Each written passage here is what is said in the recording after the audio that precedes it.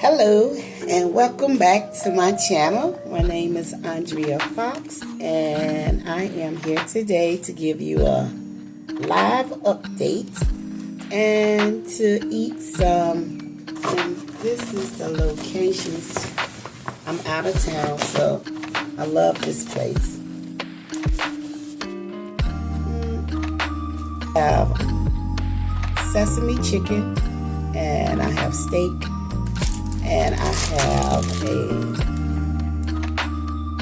I have to pick this up. So this is the steak. Steak over lo mein. It might be too close.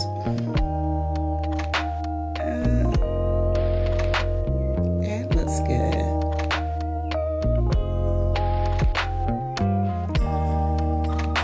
Okay, I'm back.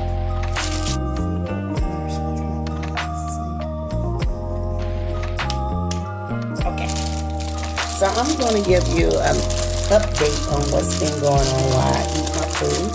So I'm traveling out of town this week. Storytime or getting to know me. Give you a little background on me.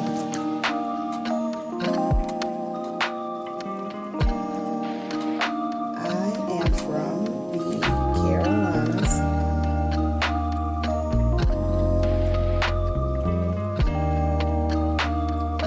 I was born in a small town.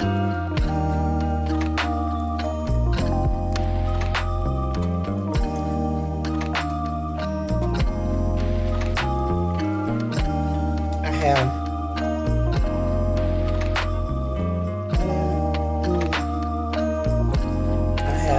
one brother on my mom's side, and I have two sisters.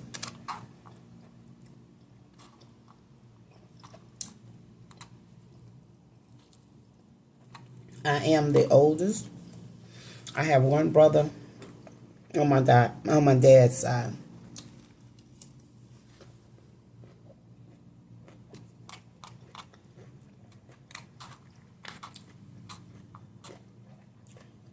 Hibachi is good.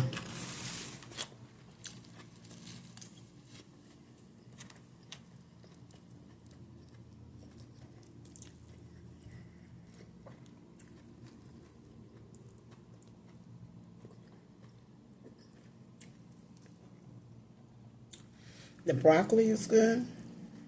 The rice is good. This is my first meal. And it is, what time is it?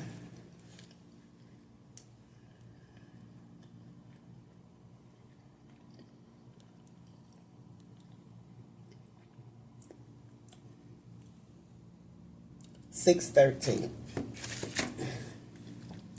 And I'm just now eating.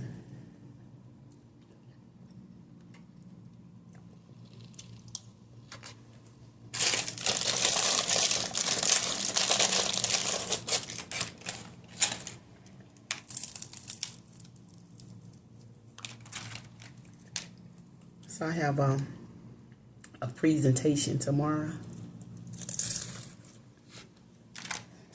For what?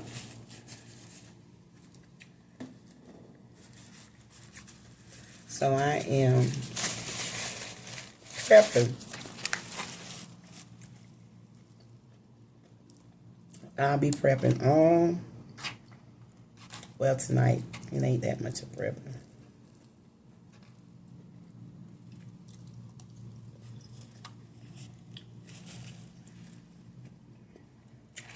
It was good.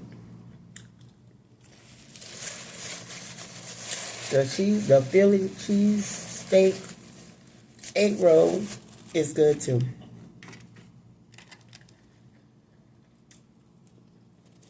I like the crunchiness.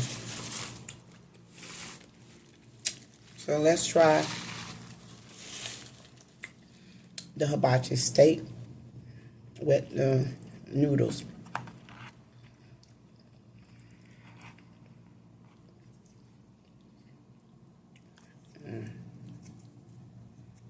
So much in the plate.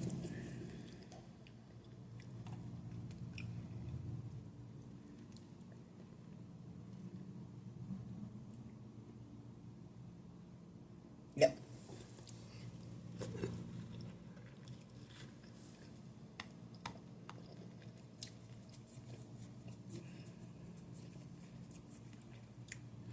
Mm-hmm.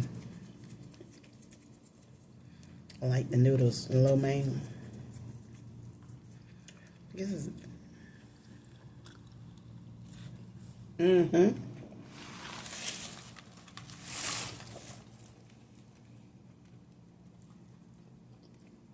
Oh, where was I? So, I have one brother on my dad's side. He lives in Delaware, I think. We don't talk like we used to. So, my dad passed away in 2011. I was a daddy's girl. My mom is still with us. My mom has a large family. It was 10 of them. It was 6 girls and 4 boys.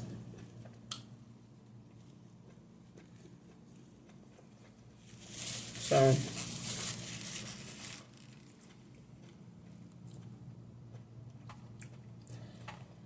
out of the 10, all the girls are still living. All my uncles on my mom's side passed away.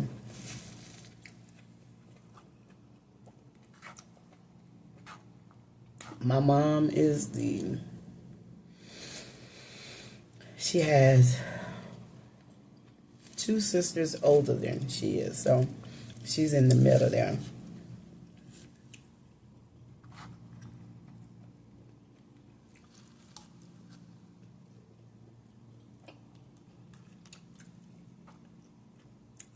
So with the 10 of them, that means I have a lot of cousins. My mom had 4. She had a sister that had 4, brother that had 4.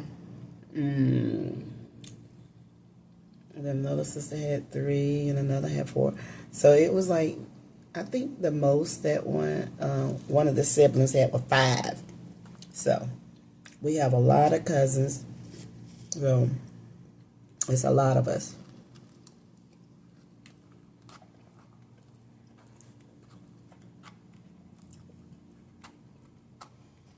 Thank God my mom is still alive. And she's able to do for herself. She has a little bit of illness as far as diabetes. She has diabetes, but other than that, she's good. The little things that come with aging.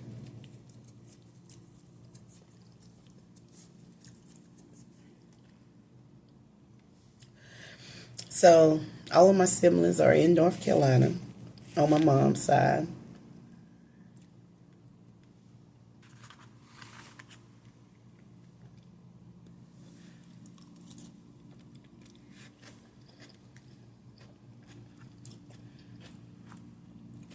I have two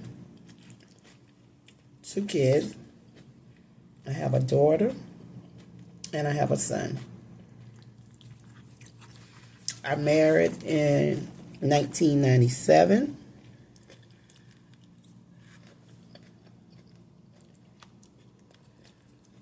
And we have a son together. We have the son together.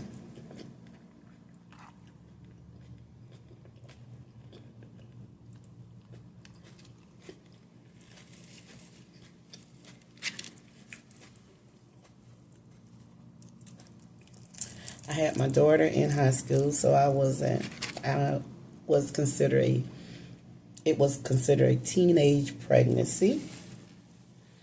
I was 17.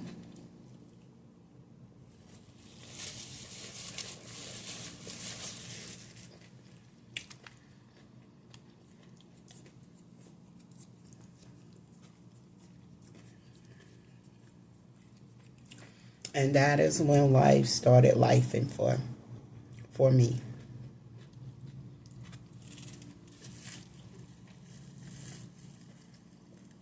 I had my daughter at 17. I graduated at 17. And as I look back over my life, she's one of the reasons that I'm on this healing journey. She taught me a lot, and I let her know every day that I love her and that God uses certain situations He can turn a certain situation around. Because at 17, finding out that I was pregnant, well, I found out I was 16, so I had her when I was 17. But at the time, I thought that was the worst thing that could have ever happened to me. I had so many plans. I wanted to go off to college after high school. I wanted to do so many different things, and I ended up getting pregnant. And so to me, at that time and age, I thought I was a disappointment. I thought that I had disappointed my mom, which she told me that I did. So it wasn't that, I had friends. None of my friends were pregnant or gotten pregnant. So at this time, to me, my life was over. And so I can say that was my first experience praying for God. So I didn't have any money. I was in high school. So I didn't know what to do. So I told my mom. And so we went and got a pregnancy test and, found out that I was. So where do we go from here? What do I do? What does someone 16 years old do? And so I cried.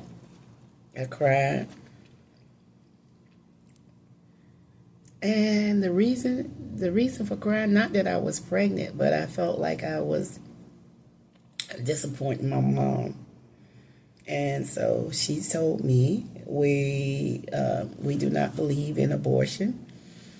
And because my friends were saying, like, are you going to keep the baby? And, I didn't know. I never been pregnant. I didn't know, I didn't have anyone to talk to outside of my mom. So she told me what we were going to do. So I listened. So I was like, okay, this is what we're going to do. And she said, we'll help take care, because I was also raised with my stepdad. So my stepdad came into my life when I was around 4 years old. So he had been in my life. And another thing, my dad moved to New York from the time I was born. So my mom had me. So he finished high school in the year that I was born. And so he went off to New York. And so I was left here with my mom. And so he lived there until the end of his life. And so New York is kind of like my second home, because that's where I would go visit him at, would be in New York. So he left. So we never had that relationship. So I spent most of my time with my stepdad. And I always, to be a daddy's girl, I grew up, so like at 3 or 4, I didn't really have a relationship with him. I didn't really know him at the time. So I just knew that I had a father, and he wasn't there in the home with me, and he wasn't in the state with me. So I felt, I don't know what those feelings were. when you're 3 or 4 years old. And it wasn't like now, like, you could communicate with people. So back in the day when I was growing up, so you only had like the house phones. And so my dad was like, he was a womanizer. I'm just going to say it, keep it real. He was a womanizer, so he had like a lot of women. And so he was in and out and in, and at this location and that location. So we didn't have cell phones. So it was very hard for me to like communicate with him. But every now and then he would, I would have a number for him and I would call him, or usually he would call me. Or then when he would come home to visit, because he has sisters and brothers in the Carolinas. So he would come home like every 2 to 3 years. And so I would it was like, your dad is in town, your dad is in town. And I would always act so shy and nervous around him. And I was like, who is this man? Because I didn't really know him. Who is this man? But anyways, that was when I turned 10 years old. I think that is when I put the pieces together, and he picked me up one summer and he was like, okay. So I never like stayed with him one-on-one. So he would just visit me and I would see him and he was like, hey, I'm going to take you out and we're going to go shopping. So he was one of those dads that, he just spent his money on me. So, but never like that one-on-one time. It's like, I'm going to come out and pick you up and I'm going to take you out and buy you this and get you that. So I'm like, oh, my daddy live in New York. So when he comes home, he going to get me this. He going to do that for me. And oh boy, at the age of 10, my mom said, well, the reason I wanted to go was because my cousins and my aunt was going. So my aunt had a brother that lived in New York, and my cousins, them dad stayed in New York. So this summer, everyone was going to New York. So here's me, not really knowing this man. Oh, I want to go to New York too. I can go and see my dad and stuff. Not thinking in my head I'm going to spend time with my dad, but I'm going and I'm going to see my cousin there, which is like my sister cousin. She's like, we're very close. So I'm like, I'm going to spend time with her and her dad, My aunt is there. My uncle is there. Never putting him in the picture. And so it hit me. So when we pulled up to let them out in New York, and I was like, oh, he's like, you're not staying. And I was like, where am I going? He's like, you're going with me. And oh my little heart just went down, because I'm like, I don't know this man. I don't even know what to call him. I don't know what to say to him. And oh my goodness. From there, it was all types of emotions. And as I look back, it was a beautiful thing getting to know someone, especially getting to know your dad.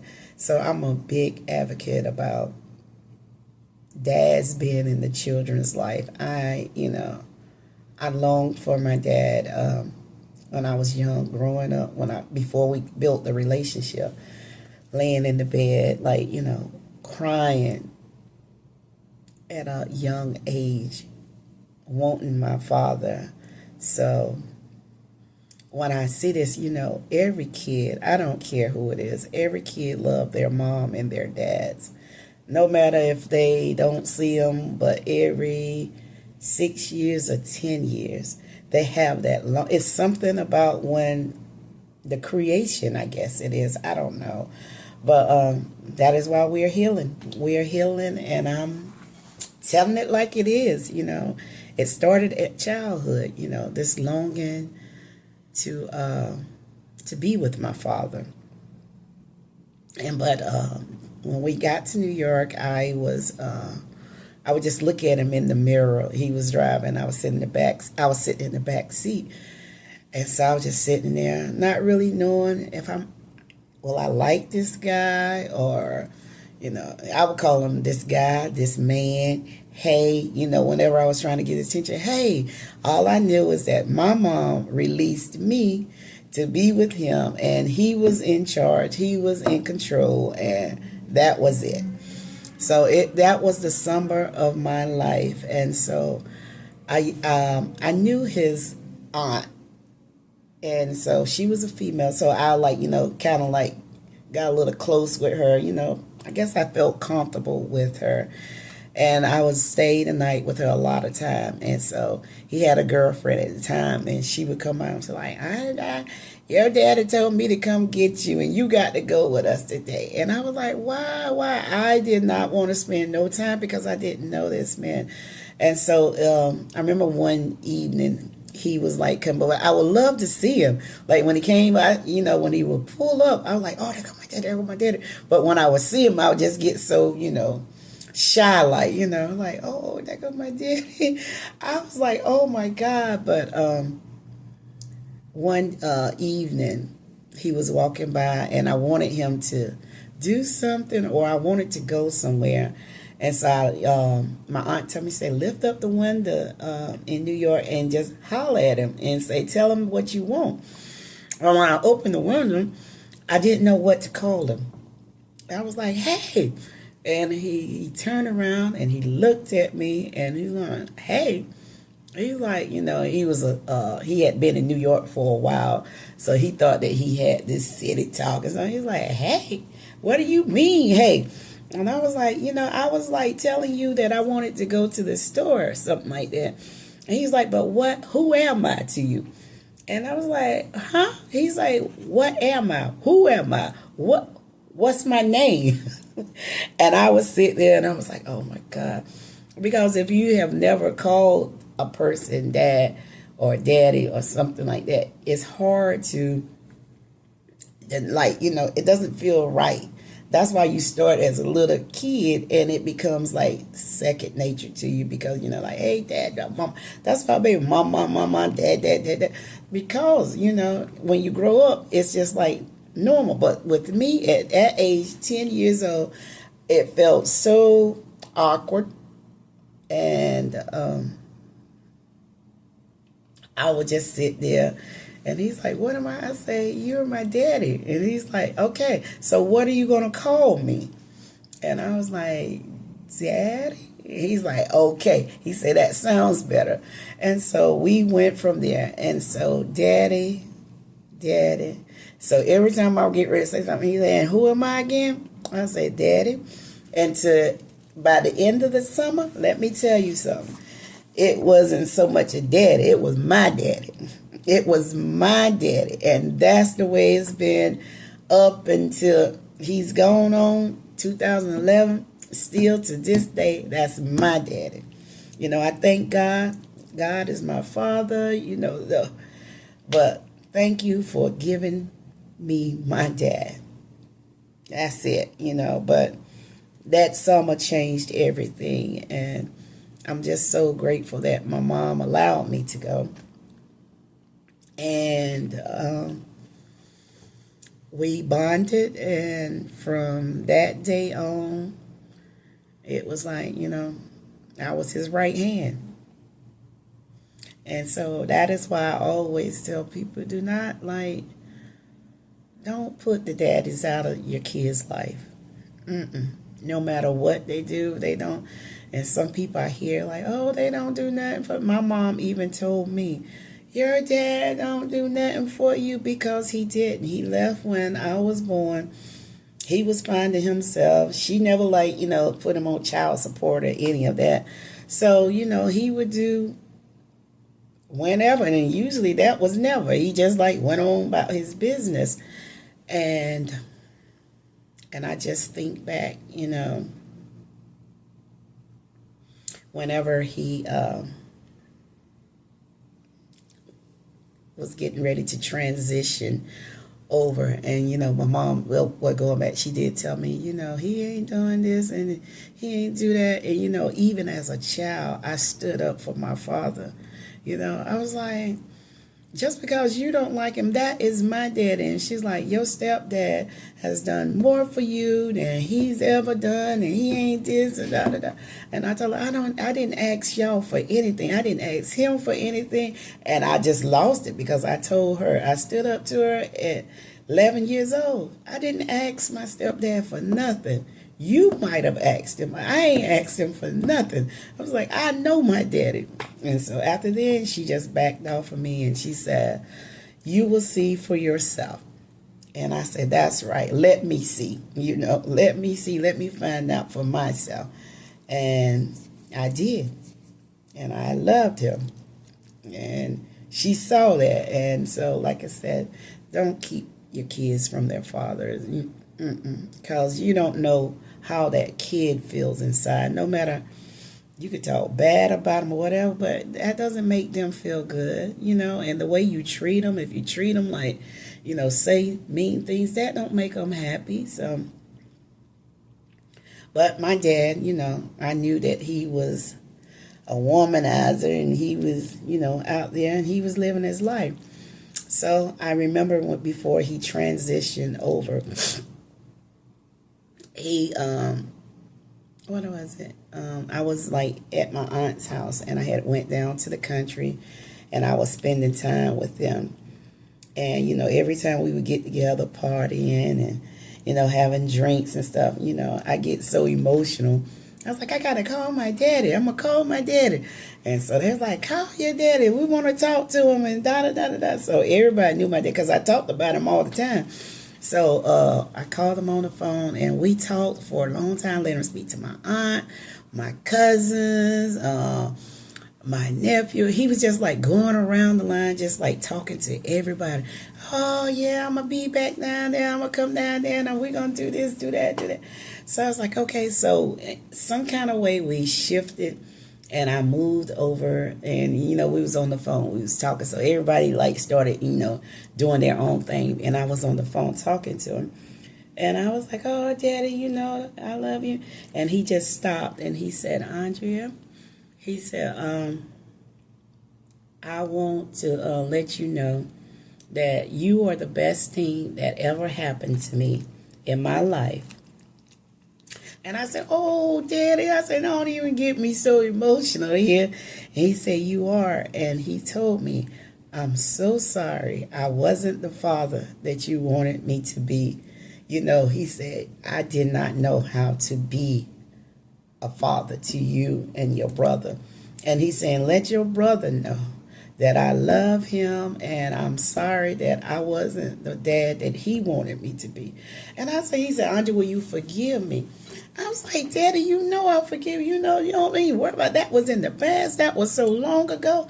But he was such a good man that he wanted me to know, like he wanted me to forgive him before he crossed over.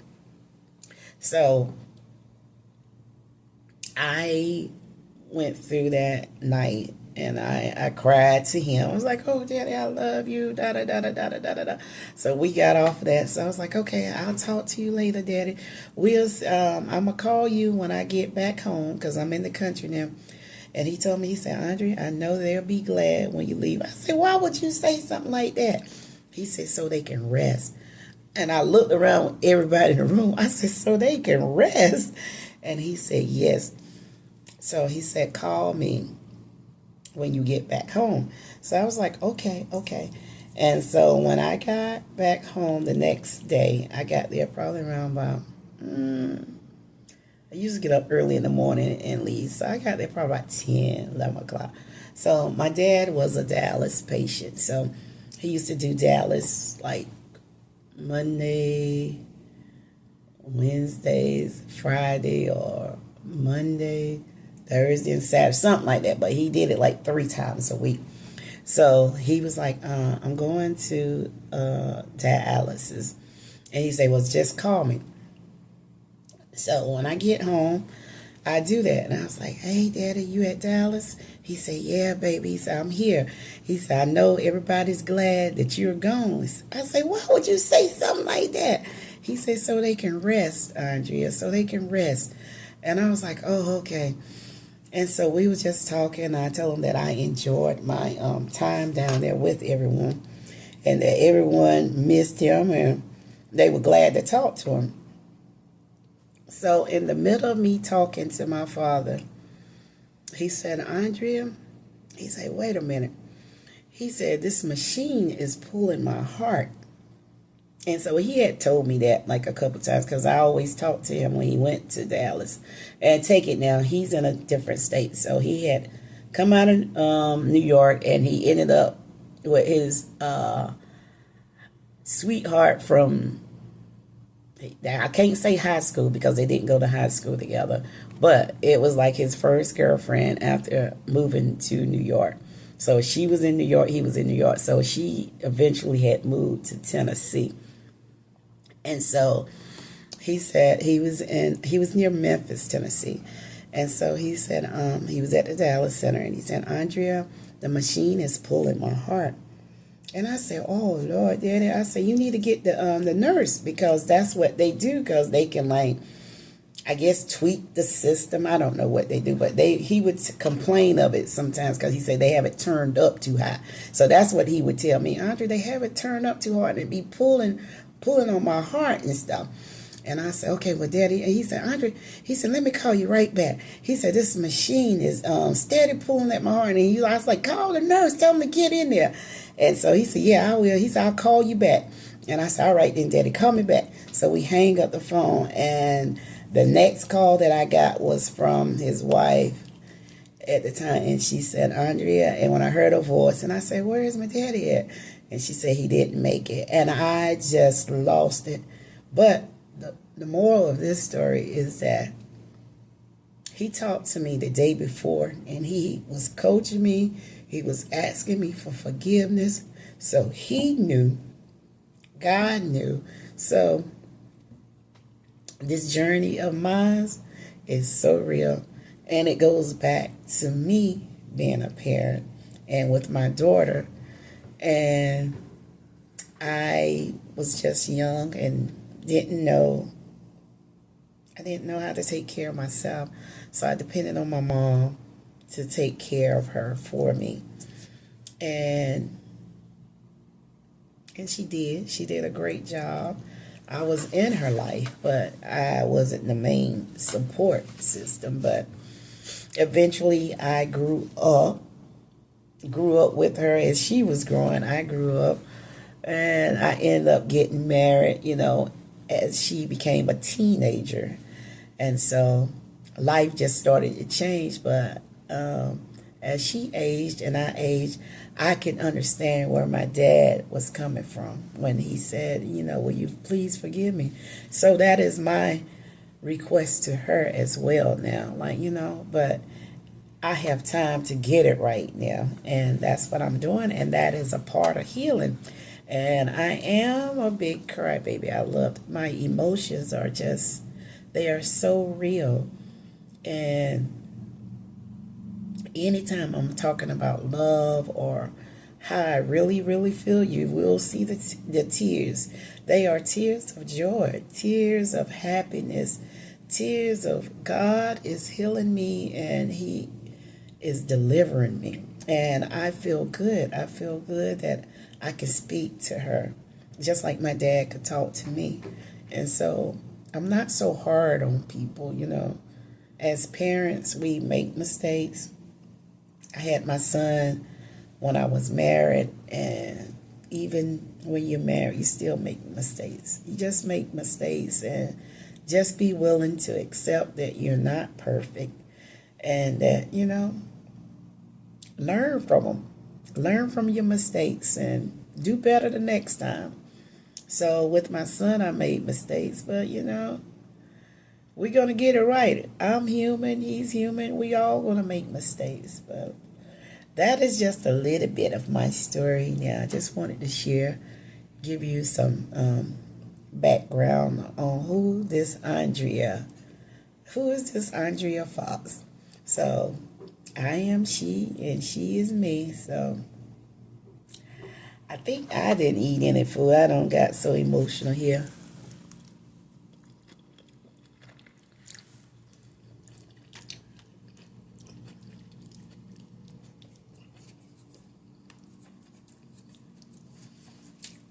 Sharing my life.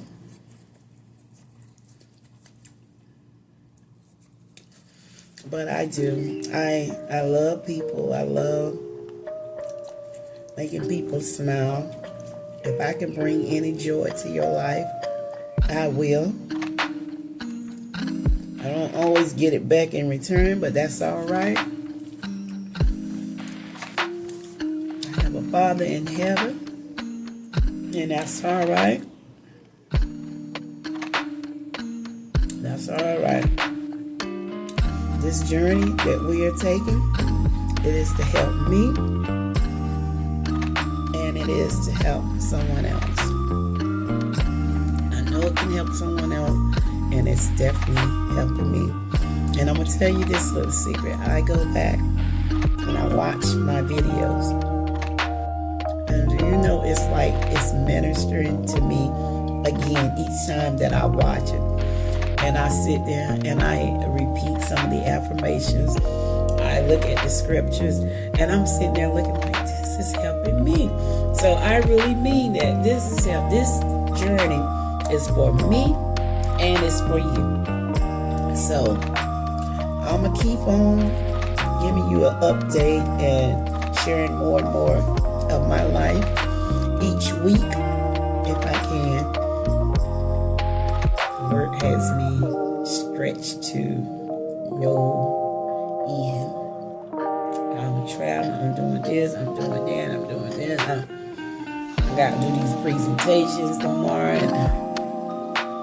So it's a holiday weekend, so I can rest. And my daddy said they can rest now. But I will be doing another part next week. So if you like this, let me know and comment. Leave me some feedback. If this is what you like, if you don't like, but I just want to share who is this person that's doing these affirmations and scripture verse, and we'll get to know each other and we can build a little community here. Until the next time, peace.